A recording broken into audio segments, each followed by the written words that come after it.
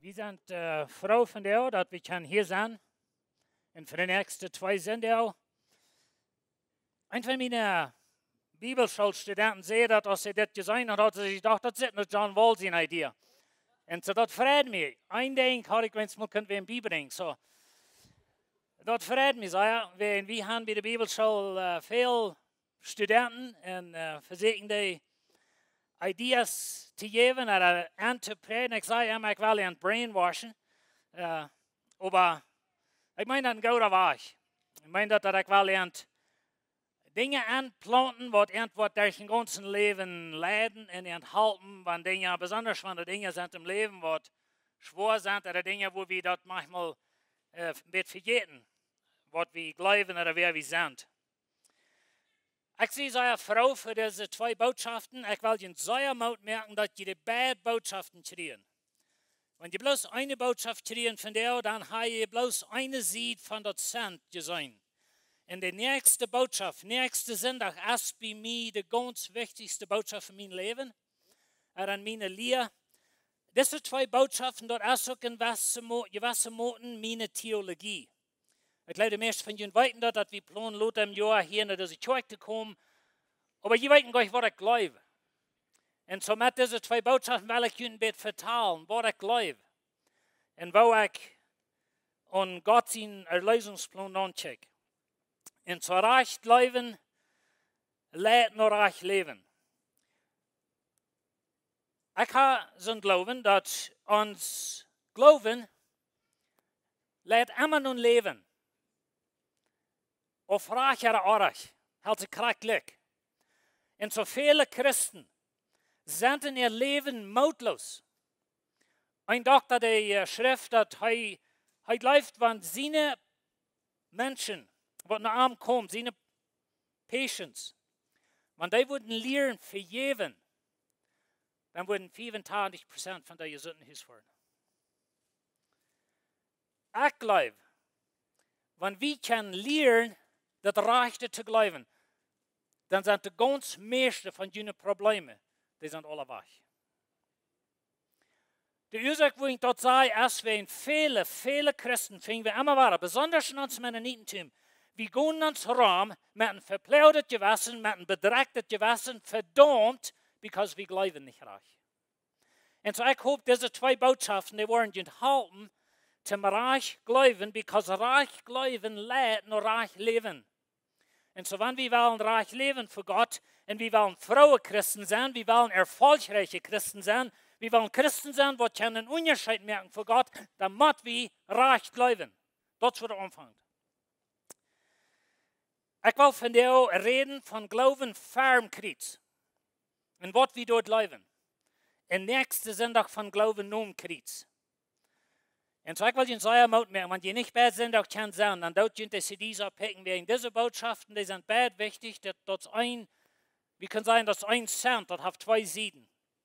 Und so von der wollen wir uns vertiefen mit der Seed sozusagen und eine linke Seed kriegt. Was bleibt wir da? Und wo lädt uns dort hin? Die Menschheit ist ein Feuerstauben gewasst, ist doch von der Worte sein. Der erste Staub, den nennen wir den schuldfreie Staub. Dort wie im Garten Eden. Gott hat den Mensch gemerkt. Gott mögt den Mensch vollkommen, der wir lebendig in Körper, Seele und Geist. Gemeinschaft mit Gott, wir 100% durch. Und so der Mensch, der wir vollkommen in den menschlichen Weg gerät. Der wir nicht Gott, aber der wir vollkommen in den menschlichen Weg. Aber wir weiten die Geschichte, wo der Feind Sinn anbrach. Und so Sinn leidet den Mensch in den 2. Staub nennen. Und das ist der gefallene Staub. In der gefallene Staub, du sind wir von Gott getrennt. Wir sind tot in unserem Sinn. Wir haben ein Hort, was voll böse Dinge ist. Und wir sind am Weg in der ewigen Verdammnis. Aber Gott will uns doch nicht loten. Und so Gott mit seinem wundervollen Erlösungsplan schickt ihn sehen, und nu durch den Glauben können wir in den 3. Staub dann kommen, das ist der gerade Staub. Das ist, wo wir unsere Sinnen sind vergeben, wir haben eine Gemeinschaft mit Gott. Wir sind angenommen bei Gott, wir sind heilig gemerkt, schuldfrei. Wir leben noch in einer gefallenen Welt, in einem gefallenen Körper, aber mit Gott sind wir in Gemeinschaft. Und weet je, wenn wir in der Staub sind, dort lädt uns nur der 4. Staub, und das ist der verherrlichte Staub. Dort ist der steht, wo wir haben wollen. Dort ist der steht, wo wir nie Körper kriegen, in eine neue Welt, in einen neuen Himmel. Wir sind durch mit Sinn, wir sind durch mit Leiden, wir sind durch mit Sterben. Alles ist herrlich. Na dort so, bin Gott in Eiden, du sagst, wie warst. Du hast nicht 3 Hand. In der Verherrlichung, du sagst noch nicht. Das ist unsere Hoffnung, du willst wir haben. Und so finde ich auch, als jeder einer von uns, jeder einer, entweder in der Gefallene steht, oder in der Gerade steht. Ein von den beiden. Und was wir glauben, ob die beiden stehen, merkt in Welt von Unterschied in uns Leben. Und so von der Weise, wenn wir checken, nur die Gefallene sieht. Was glauben wir da? Was sind rechte Glaubens und was sind unrechte Glauben? Oder was sind unrechte Glaubens, was Menschen da haben? Und so ich will den ersten unrechten Glauben vertalen. Und dann wollen wir checken, was die Bibel sagt, und sein, was sind rechte Glauben ohne linke Seite von Christus, ohne gefallene Seite. In unrechter Glauben ohne gefallene Seite ist das. Ich sehe ein guter Mensch. Ich sehe ein guter Mensch. Sehr viel Menschen kommen nicht nur Jesus. Wenn sie glauben, sie sind feine Menschen. Wie sind die doch Mennoniten? Wie sind die nicht, was wir nennen, Weltmenschen? Und weißt du, das ist so eine kranke Lehre, als wir in uns Mennonitentum gekriegt haben. Ich habe in der Bibelschule meist jeder Jahr frage ich meine Studenten, wer von uns ist abgewachsen mit so einem Glauben, dass wir als Mennoniten sind, Gott sein auserwähltes Volk. Und du gehst immer an Deil hängen. Das ist ein kranker Glauben. Und der Glauben hält uns weg von Jesus, because wir haben sie zu holen, wenn wir Mennoniten sind, wir haben uns reich angetroffen und wir tun die rechten Dinge, wir fahren einen Picken, Traktor, oder einen Pietsburger, oder was immer das alles ist, was wir haben. Wenn wir die Dinge haben, dann sehe ich ein guter Mensch, ich sehe getauft, ich sehe in der Gemeinde, und ich sehe ein feiner Mensch, und Gott irgendwie, was mir annimmt. Und das ist ein sehr rechter Glauben. Jesus wird ein Tag eingeladen zu uns. Und der Mann, der ihm einlädt, der heißt Simon. Dort wie ein Pharisäer. Und so als sie da am Tisch saßen oder liegen, zu der Zeit saßen sie anders am Tisch, weil vielleicht habe ich mal gedacht, dass, okay, sie saßen da am Tisch, und ich habe diese sintelige Früh da an und trippte unter den Tisch, man all die Feite unter den Tisch, und dat Jesus seine Feite ansalben. Das ist nicht so, was passiert. Aber zu der Zeit liegen sie so an der Tisch. Mit der Feite hängen sich, wird so abgestellt, auf Chassis und so weiter, und haben leere Taschen und so weiter, und so der Feite wie ein Hänger Jesus. Und so Jesus, der Art hier mit Simon Taub, vielleicht sind da noch 100 Lieder aus, und ich habe da eine sehr sintelige Frau an. Die Hurerin vom Darb. Und so mit ihrer Thron wasch Jesus seine Feite, mit ihrer Haar drehst sie die, und sie salbte an mit sehr dieret Öl, mit dieret Parfüm. Und Simon, der sagt da, dann denkt er so, wenn das Mensch, das Jesus, wenn dort wirklich ein Prophet ist, so sie sagt, dass er ist, dann wird er dort weiten, dass das eine sehr sintelige Früh ist, was er da anführt. So das ist ein Zeichen, dass er nicht dort ist, was er sagt, was er ist.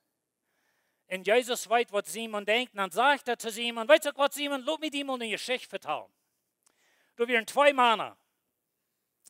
Einer wird sehr viel Geld schuldig und einer wird wenig. Aber die kann das beide nicht betonen. Und so nu der Mann, wem sie dort schuldig wären, die dort ihren beide Schuld strecken. So wanneer von die leeft in $. Wel, sagt Simon, hij leeft die wat das meiste Sinn ist vergeben worden. Ja, sagt Jesus, du bist reich. Und dann wies Jesus in diese Früh und sagte, check mal diese Früh. Diese Früh läuft mir sehr, wenn er sein viel Sinnen vergibt. Was will Jesus hier sagen? Sagt Jesus hier, dass, weißt du was, Simon, du bist so ein feiner Mensch und du hast so wenig Sinn, die haben nach niemals das Wort vergeben, du entgleichst mir nicht sagen. Aber diese Früh, die haben so schrecklich viel damit zu tun und die haben ein ganzes Hurenleben hinter sich und die haben Vergebung gefunden, die läuft mir sagen. Hast du, was Jesus hier sagt? Weet je, wir zijn hier zwei Glaubens in dieser Geschichte. Simon hat sein Glauben, das heißt ein feiner Mensch. Jesus vertelt eine andere Geschichte, wo wir sein, was von Glauben Simon hat. Da sind zwei Männer gehen in den Tempel zum Beten. Der eine, der steht und wird so still und klappert sich am Schulter und dankt Gott, dass er so ein feiner Mensch ist. Und so heißt nicht so, ja, der 10% geben, heißt jeder seine Hand nicht der dreimal weg posten oder zweimal, was immer das wir. Und so heißt ein feiner Mensch, heißt nicht mal so schlecht als das Zellner. Und der Zellner, der knallt sich von weit auf, der weiß sich meist nicht mal in den Tempel, schlägt und seine Brust und sagt, oh Gott, sieh mich Sünder gnädig. Und du hast zwei Glaubens. Kriegt die zwei Glaubens, habe wie Simon in dieser Früh. Und so Simon hat so einen Glauben, das heißt ein feiner Mensch.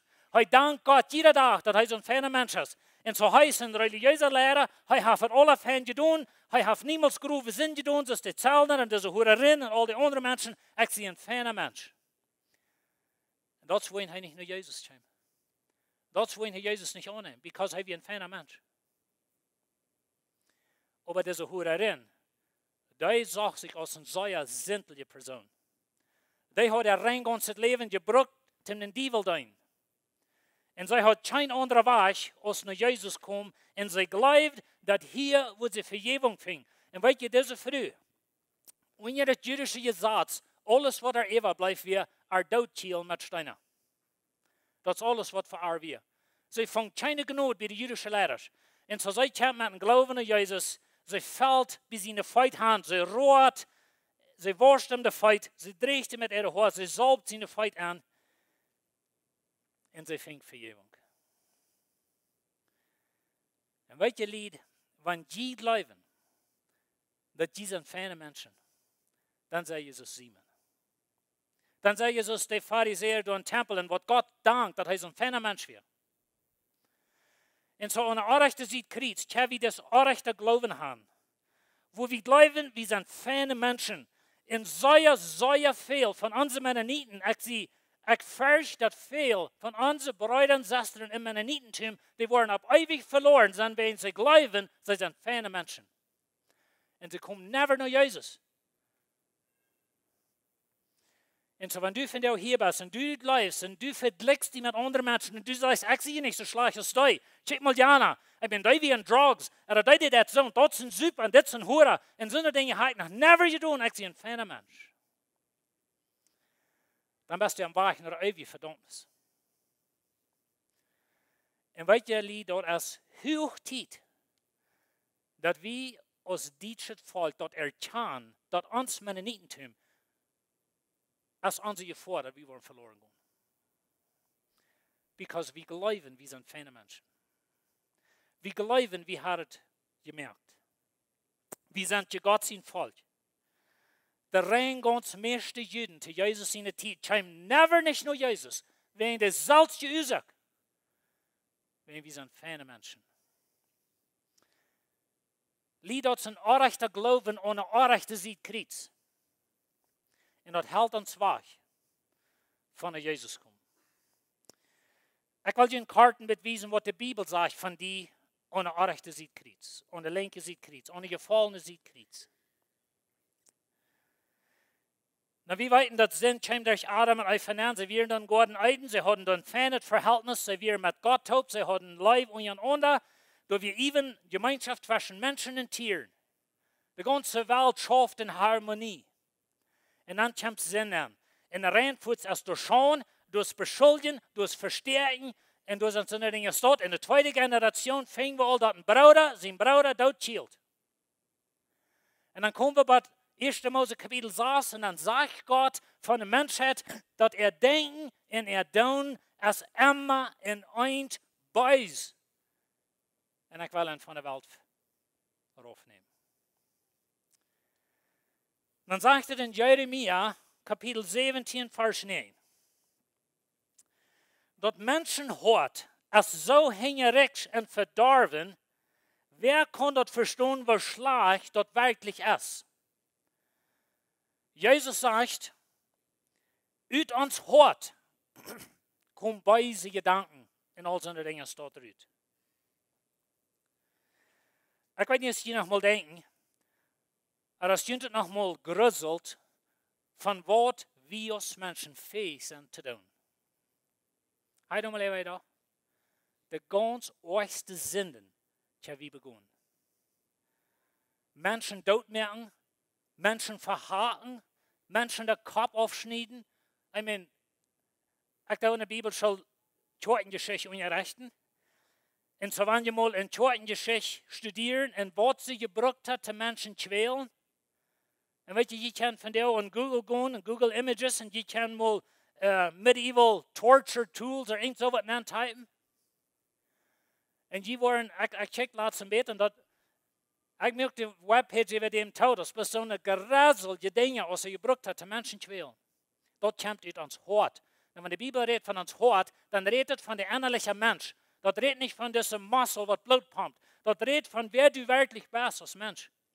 Weil du dein Körper, das ist nicht wirklich du. Aber du bist, du wohnt ein Mensch. Und der Mensch, der ist in Sinn tot, ohne Jesus. Und so wie haben ein beiset Hort. In Markus 7, Vers 21.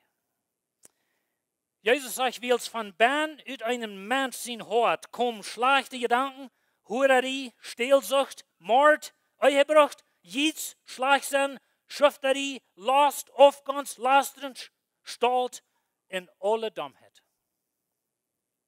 Die kommen von die Bern raus. Und weißt du, die Juden, die wären da über Jesus, wenn er hält nicht den Sabbat und er das nicht reich und dort nicht, und sie eiten ohne Hängwaschen, und so dass sie sehen, like, die waren andere, wenn die waschen nicht daheim. Das ist, wo Jesus das sagt. Und weißt du, hier haben wir gute Menschen, was Jesus beschuldigen, für nicht ihre Sätze noch kommen, und dann sagt Jesus zu ihnen, weißt du, was gute Menschen? Das ist dein Hortes. Das fällt beide Dinge. Das ist voll alle äußerste Dinge, was ein Mensch kann utdenken. Und check bloß mal ein bisschen an, in der Menschheit, was wir alle verstehen zu tun als Menschen, und dann wo wir das meist kurz tauschen, dass wir ein Säuer beiset hat. Das ist gefallen, das ist Tod und Sinn. Und so, ein Mensch hat ein schlechtes Hort. Das zweite Ding, was wir finden in der Bibel ist, dass die Menschheit, als wenn das schlechte Hort, wenn unser gefallener Staub, wir sind Tod in Sinn und auf ewig verdammt. Tod in Sinn und auf ewig verdammt. In Römer 3, Vers 10. Da sagt Paulus, so ist dort geschrieben steht, du als China, manchen dort, China, da erreicht das auch nicht einer. Wir würden denken, weil wir würden wenigstens eine Handvoll finden. Dann fällt mir bei, wo Abraham mit Gott redet. Er sagt, du bist Sodom und Gomorra, du machten wenigstens 10 gereichte Menschen sind. Aber wisst ihr, da wir nicht einer. Nicht einer. Nicht mal laut, aber der kriegt Not von Gott. Und so Gott hilft ihm dort. Aber wisst ihr, keiner von uns, und Paulus hat das hier in der Römerbrief, er merkt das klar, dass beides Juden und Heiden sind beide verloren ohne Sinn. Das wohin er sagt, nicht einer. Er sagt in Vers 23, und klingt wieder. Vers 23 sagt er, du hast kein Unterschied, also zwischen Juden und Heiden, zwischen Mennoniten und was wir nennen Weltmenschen. Du hast kein Unterschied. Nicht ein Unterschied, wenn er bei uns Wort kommt. So, das ist kein Unterschied. Alle Mann, morgen dort, alle Mann, du bist mit angeteilt, du sie mit angeteilt, alle Mann hat gesündigt und kommt daran zu Kart, was er bei Gott sein soll. Und so, wir sind gute Menschen. Und weißt ihr, wenn wir reden von guten Menschen, dann meinen wir gute Menschen für Gott. Wir können gute Menschen sein auf dieser Welt. Und weißt ihr, ein Sünder kann auch ein anderer Mensch eten geben und der hält den Krieg so viel. Du kannst gute Dinge tun auf dieser Welt und das hält even was. Bloß wir reden hier von guten Menschen sein und so wie das der Ewigkeit anbelangt, als Gott anbelangt. Und so heißt es, du hast keinen Unterschied. Dort hält sich kracklich, wer du bist. Und so, wenn du lebst, du bist ein feiner Mensch und du bist Jesaja-Fan abgewaschen, hast noch niemals gerufen sind getan, du bist getauft und du bist in der Gemeinde und du hast erreichte Kleidung an und du hast immer erreichte Dinge getan. Wenn dort den Glauben hast, dann bist du auf dem Weg nach ewige Verdammnis. Glaub dort.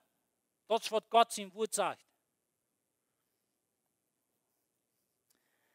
Und so wenn wir uns haben unsere guten Menschen verloren, dann sind wir in sehr schlechter Stadt. Epheser 2, Vers 1 sagt Paulus, die wären und die sind jährlich tot.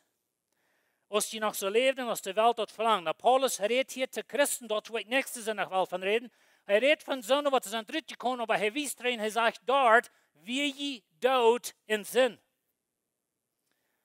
Und so werden wir das annehmen, dass ohne Jesus, ohne Rechte sieht Kreuz, ohne Linke sieht Kreuz, ohne Gefallene sieht Kreuz, bist du tot in deinem Sinn. Kreiten don't, was von feiner Mensch du bist. Du bist tot in deinem Sinn.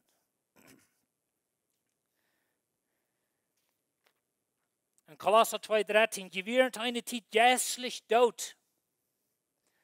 In jene Sinnen, in jene fleischliche Natur. Und so Paulus redet, da war zu sagen, was er an Dritte kommt, aber er sagt, das wäre je während fern Kreuz, jässlich tot. Je während tot in jene Sinnen. Und so die Bibel merkt es sehr klar, dass wir sind tot in Sinn, wir sind an einem Beiset hat. In der Offenbarung 20, Vers 15, du sagtest, und wenn irgendwem sie Namen nicht im Lebensbuch geschrieben stund, wurde er im Viersei geschmeten, durch die ewige Verdammnis. In welcher Lied, wenn wir durch für Gott wollen kommen, mit uns gute Mensch sind, dann wollen ich und du anwollen, dass uns Namen als Gott ein Lebensbuch bin, und das hält sich ganz kraftlich, was für gute Dinge wir tun haben, und was für eine feine Menschen wir sind, und wo krass wir gelebt haben als Mennoniten, da wird sich alle Glück bleiben, wir gehen alle in den Viersei hinein.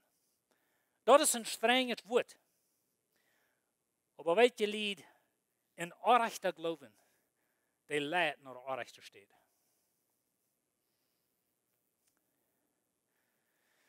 Het nächste denk wat we vinden in de Bibel is, dat de mensheid kon zich niet zelfs raden.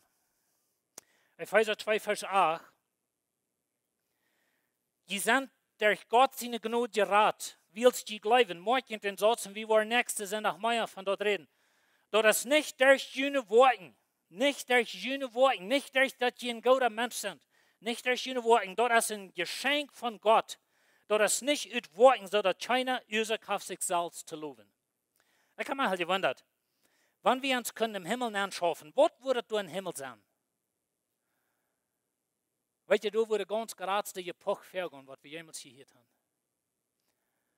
En so wie we, mijn actie in predigen en aan een Bibel schalieren, ik wil het voor zeker beter merken als du. En so ik wil mich handelen om schulden klappen. Aber dat houdt zich ganz krachtlich, wer du bist en wat du hast gedaan ohne Jesus. Merkst du doch gleich, wenn du das durch genug Glauben an Jesus Christus. Aber du hast den nächsten Sinn noch von reden. Der nächste Ding, was wir in der Schrift finden, ist, dass das menschliche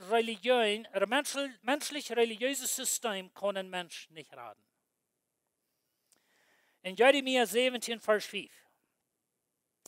Da sagt Gott durch Jeremia zu das Volk Israel, er sagt, das ist, was der Herr sagt. Das ist, was der Herr sagt. Ich werde dem verdammen, horcht mal, was er sagt, ich werde dem verdammen, der sich auf Menschen verlässt und auf die Kraft von Mana und nicht sein Vertrauen auf dem Herrn sagt. Na, in den Anfang, wenn Jeremia dann gehen, da redet von Israel ihre Sinn von Aufjäterie. Und sie verleiten sich immer auf ihre Aufjäter. Weißt du, Gott vertelt eine Geschichte, ein bisschen spottrig. Auf Englisch würde ich sagen, a sarcastic story. Ich glaube, das fing in Jesaja, ich weiß nicht ganz schnell viel auf. Aber anyway, du hast die Geschichte. Gott sagt, du hast einen Mann, der geht im Wald und der hakt sich einen Baum durch. Und an den Hals von dem Baum, den verhakt, dass der brennen halt, zum sich umgesmert. Der andere Hals, da merkt sich ein Gott von und fällt vor den Gott durch und sagt, oh Gott, halt mich. Wo stupid ist das? Das ist really, was Gott da sagt. Das ist ein bisschen ein spottiger Weg von Reden, würde ich sagen, so ein sarcastic Weg. Wo unklug war je? Das ist really, was Gott ihn fragt. Aber weißt du, was Lied? Wenn wir uns verlassen auf uns menschlich-religiöses System, dort ist 100% Charakterstaat. Na, wir haben nicht einen Gott, dass wir uns traghaken. Ich hoffe es nicht, dass wir haben. Wenn wir haben, dann fehlt mit ihnen zu reden. Aber wir haben allerhand andere Dinge. Wir haben uns gutes Leben, uns Mennonitentum, unsere Kleidung, unser was immer. Dort, wo wir uns haben verloren. Und Gott sagt, wenn irgendwer sich auf Menschenkraft verlässt für die Erlösung, der ist unter dem Fluch. Und so, wenn wir uns auf uns Gott Menschen sind verloren, dann sind wir so in Trouble. In Galater 1, Vers 8. Dann lass mich Ihnen ein bisschen Hintergrund geben.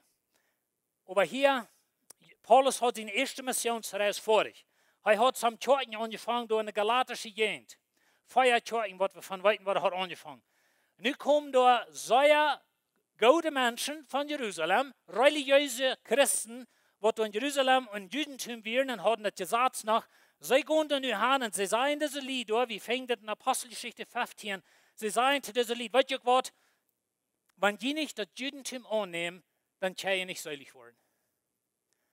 Na, sie brauchen die Beschneidung. Sie sagen, wenn die nicht wollen, die Beschneidung annehmen, dort sei erfahren, dass die an Jesus leben, aber die machen noch das haben. Welches Lied, ich sage einmal, wie sind Oberlied? Ja, wir leben an Jesus Ober. Nach das und dort und nach alle anderen 5 Dinge. Und so Paulus, er fährt mit diesen Menschen. In Galater 2, Vers 5 sagt Paulus, oder durch Schrift Paulus zu dieser galatischen Kirche, er sagt, er kann nicht eine Stunde beigegeven, Tim für Wort. Tim, dass die Wahrheit von dem Evangelium verjüngt wird, stehen bleiben. Galater 2,5 kann ich das lesen. Wir wollen das hier nicht lesen. Aber anyway, hier sagt in Vers 8, sagt er das, ein Vers 8.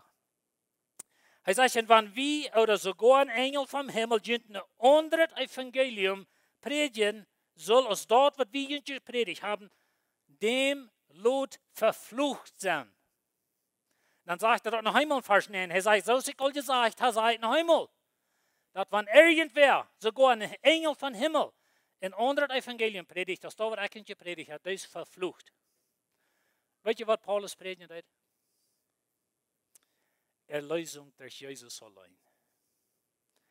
Und Paulus, wir wählig für dort zu fährten. Paulus, wir wählig für dort, sie reisen nach Jerusalem, sie hatten eine große Sitzung in Jerusalem, streiten sich da lang, schließlich redet Petrus, dann reden Paulus und Barnabas, dann redet Jakobus, und dann wurden sie sich einig, no, die Heiden brauchen nicht das Judentum annehmen. Und so, Paulus sagt, ich habe gefährt für die Wahrheit von dem Evangelium. Und weet je, wie fährten in das Leben, fährten über allerhand Dinge, und fährten sehr andere Dinge, aber ein Ding ist, wird für zu fährten, und dort ist für das Evangelium durch Jesus Christus. Dort ist es wichtig für zu fährten. Because wenn wir glauben, wir sind gute Menschen, wenn wir glauben, wir haben ein religiöses System, wenn wir glauben, dass wir so eine feine Menschen als wir sind, und diese gute Dinge, was wir haben, wo wir selig werden, weißt du, was Lied? Wenn die von der hier sitzen und die glauben, dass die sind feine Menschen und die sind die getroffen, die sind bei der Gemeinde, die haben nach never der Grube sind und getan, aber die kann Jesus nicht. Dann mag ich ihnen sagen, dass Gott sein wird, die sind auf dem Weg nur der ewige Verdammnis. Mit den Gott sind taub. Und so ein guter Mensch sein, das ist ein orechter Glauben. Aber wenn wir glauben und ein orechter Sieg kriegt, so wir sind gute Menschen. Ohne Jesus sind wir verloren. 100% verloren. Krijg nou wat van de goede mensen wie sind. Krijg nou wat van de goede mensen wie sind. En so wir brauchen Jesus. Und da werden wir nächste Woche davon reden. Das ist noch ein orechter Glauben, was wir an der orechter Sicht kriegt haben. Und das ist das. Das ist really meist der Opposite von das, oder das Gegenteil. Das ist das. So ein schlechter Mensch, als ich sie, den kann Gott nicht mehr leben. Und das ist ein anderer Glauben, der uns weichhält von Jesus. Dass wir glauben, dass wir haben das so groß gemerkt und wir haben so viel Sinn getan und wir haben so eine schlechte Dinge alle getan, dass uns kann Gott never gleichen. Weil das ist ein anderes Sied von das. In Römer 4, Vers 20, da sagt Paulus, Paulus hat fertig bewiesen, dass beide Juden und Heiden sind alle ohne Sünde, sind alle getrennt von Gott, die brauchen alle Jesus. Dann sagt er, dass gesagt wird gegeben, dass der Sinn mehr für den Tag kommen soll. Nu hörst du, was er sagt. Hier ist ein Ober. Ober. Ich lehre meine Studenten in der Bibelschule, dass wenn die Bibel lesen und durch ein Ober, dann halten ein bisschen still. Dann checken wir, was der verglichen, mit was der die gehen überholen. En zo hij zegt dat het gezaad, dat als je geeft hem zin uitwijzen, dat gezaad is je geeft hem die verdom. Dat gezaad is je geeft hem dat du het mal endlich wirst glauben, dat du bist verloren. Aber, wo de zin toeneemt, wie immer noch mehr Gnade. Du, wo de zin was, du was Gnade noch doller. En weet je, van de Bibel leert ons in Jeremia, zegt Gott, wenn die zin so rood is als bloed, wo ik die so wit merken als Schnee. Aber Gott sagt, hij wird das tun. Nicht die gute Worte. Hij wird das tun. Wenn wir Jesus sein Leben betrachten auf dieser Welt, dann fangen wir an mit der ersten Sündertop. Einmal ein. Und dort leichten die Pharisäer sehr schlecht. Aber dort beim Baum, da wird er früh 5-mal der Wurst. Und den Mann, was er nu hat, wir verhält nicht ein Mann. Aber Jesus hat Leid. Und Jesus, weißt du, was er da sagt? Für dem, das sagt, Jesus muss durch Samarien gehen. No, er braucht euch. Weißt du, wohin er muss durch Samarien gehen? Because dart's ne früh beim Baum, was Jesus muss treffen. Because er viel halb. Und so, wenn du von dir hier bist und du hast alle Hand der erste Sinnen begonnen, dann ist Jesus von dir reut, mit die Taub kommen. Hij verschmet ons gleich. Wenn unser Sinn blau rot ist, wenn unser Sinn ist groß geworden, ist seine Gnade noch viel größer geworden. Denk mal an den Teufel da am Kreuz. Der hat ein Leben von Mord hinter sich. Und der hat sich den Tod verdient. Der hängt damit reich. Er sieht es selbst. Dass er kann mir das verdient, aber der Jesus hat nicht. Und so alles, was er sieht, und das ist mir immer sehr interessant. Das Mann, der pracht gleich lang noch Vergebung. Der sieht gleich all seine Sünden, was er alle begonnen hat. Weißt du, was er sieht? Ich glaube an die als der Messias. Und Jesus sagt, du wirst mit mir im Paradies sein. Ich will dir das ewige Leben. Weißt du, wo wir sind? Wenn er glaubt an Jesus. Ich kann ihn feststellen, eine Stunde fern dort, Kreuz hängen, wenn du hast kein Wasser ut. Ich wusste, dass er würde sterben. Das ist mir immer sehr interessant. Ich habe mir so gedacht, dass Gnade, das ist einfach, auf Englisch sei Grace is scandalous. Denk je mal an, dass door am Kreuz, door stond Familien, wat Jana heeft doodgemerkt. Like de Vater heeft doodgemerkt, dat de jongens, nu stonden door am Kreuz. Nu endlich kreeg die Mensch mal den Lohn, wat er verdient heeft. Wenn er onze Familie twee gemerkt, heeft onze Familie doodgemerkt. En nu zegt Jesus, du wirst mit mir im Paradies sein. Das ist bloß schrecklich unfair. Und dann sagt Grace is scandalous. Bloß einfach menschlich noch nicht geschickt. Weil die Gnade ist nicht fair. Aber das wir für die auch nicht. Aber weißt du, was wir im Fernsehen denken? Die anderen Menschen, die haben so schrecklich gesündigt, dass die sich so können bekehren, das ist nicht fair. Aber ich bin ein guter Mensch. Für mich ist es. Und ich habe ihnen gesagt, ich würde das erst mit uns guten Menschen. Und so der Reich der Glauben. Und das linke Seite vom Kreuz, dort ist das, wir sind hoffnungslos verloren. Kein Weg von Errettung. Wir sind am Weg nur der ewige Verdammnis. Und das ist nichts, was wir damit tun können. Das ist recht leben. Und das hält sich Glück, wo Gott wir sind. Hält sich Glück, was von den feinen Menschen wir sind. Das hält sich Glück, als du getauft bist und wie die Gemeinde gehirrst. Wenn du dich auf deine guten Worte verlässt und du verlässt dich, ob du bist ein feiner Mensch, lass mich noch einmal sagen, dann sei je auf eine Säule da steht. Und so das Zeit, dass wir recht leben. Aber weißt du was? Ich habe mal gesagt, dass das Evangelium predigen, das geht das ganz Schönste auf dieser Welt. Weißt du, wo wir sind? Because das ist nicht das Ende von der Geschichte. Das Evangelium wird für die gute Nachricht genannt. Und wenn wir uns denken, wer wir sind, für Gott, in unserem gefallenen Zustand, und wo verloren wir sind, und wo verdammt wir sind, in unsere guten Dinge, was wir tun, dann bei einmal wird das Evangelium eine sehr gute Nachricht. Und Toen zei ik, je komt nächste weg terug, because wanneer we Jezus kennen, de ganze Himmel, de rein alle Segnungen von Himmel, die sind alle dienen in Christus. Und da haben wir nächste Weg von reden. Aber weet je, wir kommen nicht nur Jesus, wenn wir glauben, wir sind feine Menschen. Aber wir glauben, wir sind so eine Ohr, dass Gott uns nicht glauben kann. Wir haben beide Seiten.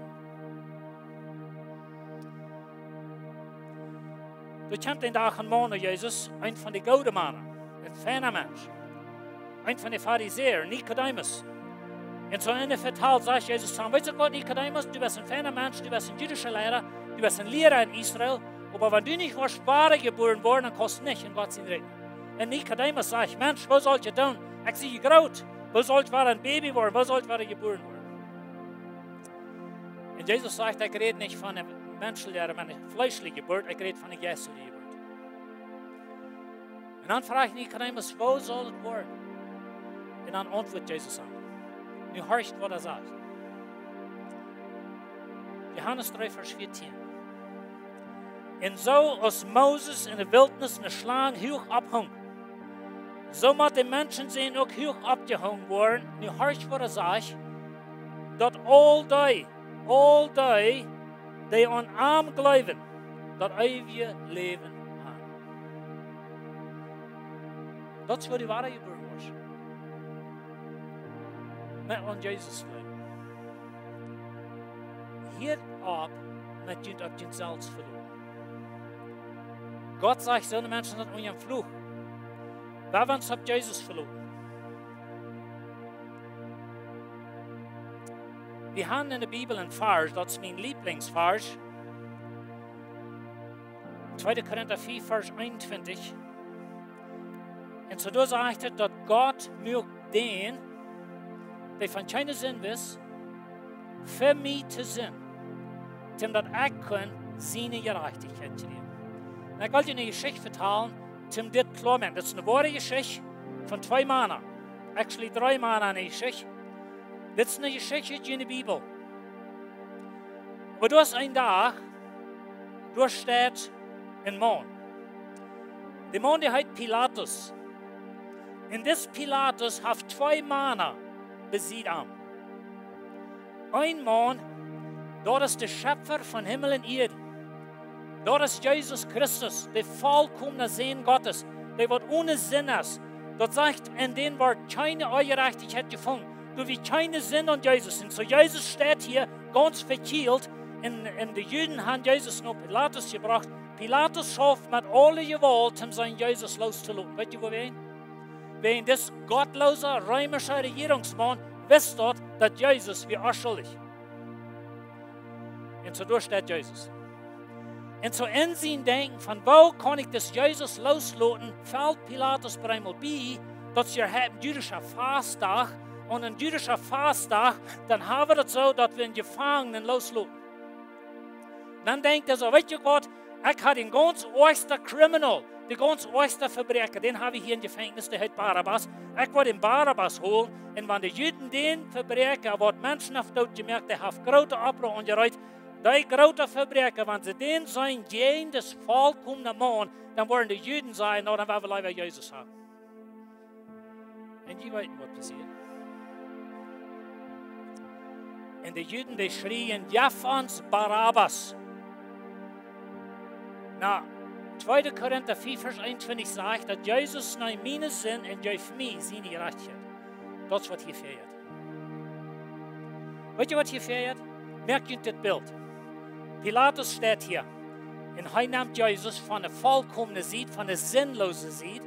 Und er nimmt ihn und lädt ihn hier, nur Barabbas seine Seite. Und er nimmt Barabbas und lädt ihn nur diese Seite. Und weißt du Gott, Jesus nimmt Barabbas seine Sinn. Sind all seine Verbrechen, all den Mord, was er begonnen hat, dort ging Jesus mit einem Kreuz und Barabbas ging frei. Weißt du, Gott lieb? Die Nun als Barabbas. Das ist, was Jesus für dich hat. Das ist, was 2. Korinther 4, Vers 21 sagt. Jesus nimmt meine Sinn En hij juist mij zijn gerechtigheid. We weten niet als Barabbas jemals im Glauben an Jesus käme, aber alles, was hij braucht doen. Denk je dan aan, das Verbrecher, alles, wat hij braucht doen, als naar Jesus käme. Zo is Moses in de Wüste de Schlange abhangen. En ik weet niet of je die Geschichte weet, aber Israel hat sich versündigt und durch ein Gift geschlagen, die beiten die Menschen, die starben, sie schrien um Gott. Und Gott sagt zu Moses, da dort eine Schlange abheben. Und weißt du, das ist mir immer interessant, dass wir in die Schlangen, die entbeiten, die Schlangen repräsentieren sind, und so die Sinn beiten und sie starben. Und nu hängt Moses Sinn ab. Moses hängt Sinn ab. Und Gott sagt, wenn du über eine Hand kriegst, wo ich lebe. Weißt du, wer da am Kreuz hängt, was Jesus da hängt? Dann hängt Sinn da. Gott mögt den, der von keinem Sinn wissen, der Sinn an unserer Stelle, damit wir können seine Gerechtigkeit kriegen. Oh Lied, weil wir nicht uns auf uns selbst verloren, weil wir nicht leben wie so eine gute Menschen, wir wollen das irgendwo mehr. Und ich will dich von dir anladen, wenn du von dir hier bist und du hast noch niemals dein Leben Jesus gegeben, dann doe das von dir. Krijg je wat van fijne mensen du bist? Krijg je wat van goede dingen du das? Vielleicht bist du bei die Gemeinde, vielleicht hast du die taufen lassen, du bist al even sogar auf einem Missionstrip gewesen, whatever das ist, aber du weißt in dein Hort, dass du verlässt auf deine gute Worte. Dann bist du verloren. Und so Jesus sagt von dir zu uns, weißt du Gott, check nur mich. Check nur mich. Wir haben Abschwung.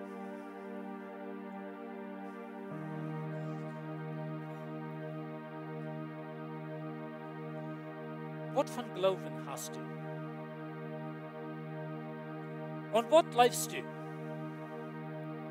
Glaubst du, dass du bist ein guter Mensch? Und du bist vielleicht auch. Bitte dort mich nicht haarig verstehen. Wir sind manchmal gute Menschen, wir tun gute Dinge. Aber ohne Jesus, weil ich noch einmal sagen, ohne Jesus gehen die guten Menschen verloren. Hast du Jesus? Bist du mal bei den Kreuz gewesen und hast du angecheckt? Weißt du, die Israeliten dort, die können gut so sein, weil meine Großmama hat Schmier, ich war mir dort anschmieren, und ich war nur dort Hospital gehen, und ich war das tun, und ich war tun, und weißt du, was mit dem passiert? Die hatten das vielleicht gut meinen Fair, und die schmierten sich an, die nehmen alle Handmedizin an, die starben, rennen alle, jeder einzige von denen. Da wir eine Radung, und dort wird nur das Kreuzchen, oder nur die Schlangenchen. So, das ist, was das Worship-Team singt. Ich glaube, Johanna und Paul leider nicht, wollt ihr sehen? Ich will dich anladen von dir. Wenn du wirst gleichen, dass wir für die beten, dann wird ich hier noch Ferien kommen, dort wird die nicht raten. Aber wenn du in dein Hort sagst, ich will nun Kreuz Jesu Christi kommen, ich will ab hier mit mir selbst verloten, ich will von dir ein reicher Glauben anfangen, weil ein reicher Glauben lädt mich nur der reichte steht. Das lädt mich noch ein reiches Leben. Dann will ich ihn von dir anladen. Ich will gleich mit dir zu beten. Ich konnte dir nicht raten, mein Gebet wird dir nicht raten, aber dein Glauben. Je känner att du är där på stund. Och så vill jag säga.